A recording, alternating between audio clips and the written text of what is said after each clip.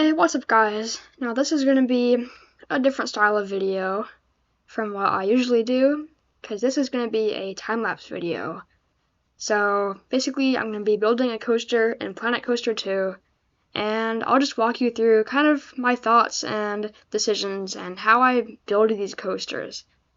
So the first thing I'm doing here is I select my coaster type, which is going to be a Premier Rides multi-launch, Premier Rides LSM launch coaster, my bad. And so first thing here, I'm just going to change the paint of the coaster, just how it looks. And for this coaster, I'm really aiming for it to be like a pretty chill coaster, not too intense. I think, it ends up having one inversion at the end of the ride. And it's just lots of turns, pretty much like switchbacks, just that kind of stuff. So first thing I built here is just kind of this high turn.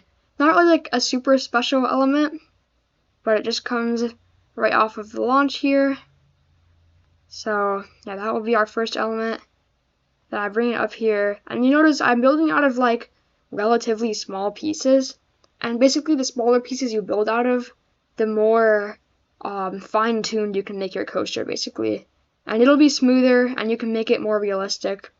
And there are definitely people who build out of shorter pieces than I do, but this is what works for me. It doesn't take too long, and it still makes a pretty smooth coaster. So here, this hill is just kind of basically banks to the right, banks to the left, banks back. Wait, no, it banks. I think that's it. Yeah, it's basically just like a bunch of turns. That was greatly explained, I know. So this is an element here that I try and fail to build many times, and this is really just part of the process of building one of these coasters. You'll have some parts that you have an idea of what you want to make, and then you make it and you just really don't like it. It's like I'm trying to make this Junior Immelman kind of thing. That's really weirdly profiled there for the first attempt. And this just does not work out. I actually end up going with a different kind of element here.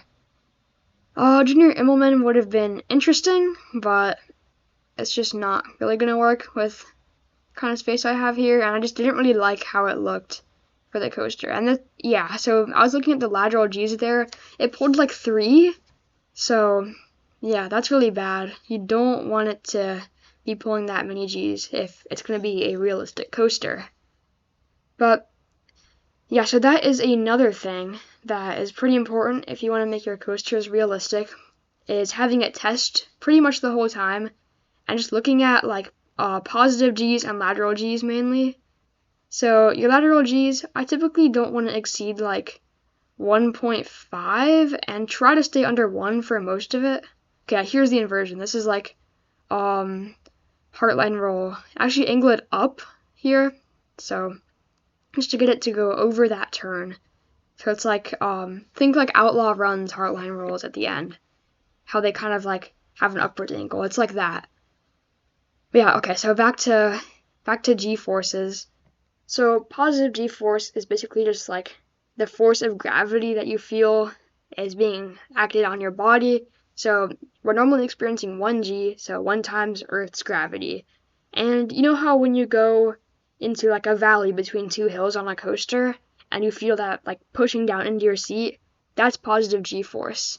And you typically don't want to exceed like 5 or 6 positive G's depending on the coaster model. Like this, you don't really want to exceed 4, because that can make, like if it's too high, it'll just be bad for the riders. And for airtime, so airtime is negative G's, and you really don't want that to exceed like -2. Like -2 is really strong airtime, and if that's too low, you might have to flatten out your hill. And for laterals, basically, rule of thumb, if it's a right turn and you get positive laterals, it's not banked enough. Negative laterals, it's banked too much, and for left turns, it's the opposite. So negative is not banked enough, positive is banked too much. Yeah, so that's I'm making some turns more here because I realized the laterals were a bit more than I wanted. But yeah, so this coaster is about done here. It's pretty good. It's pretty much just what I was originally going for. We have this first turn, some hills with lots of just like kind of S-turns, double down there. It's probably the only real like good moment of airtime on the ride. Then ends out with a heartline roll and a helix. So, I mean, yeah, this has been it's a pretty good coaster. So like, this is the part where I just go out and like test it a bunch of times, look at all the lateral G-force readings. I'll look at my results from the end of the test to see what my highest lateral G-force and positive G-force moments are. And this time lapse looks about done, so let's go see a POV now.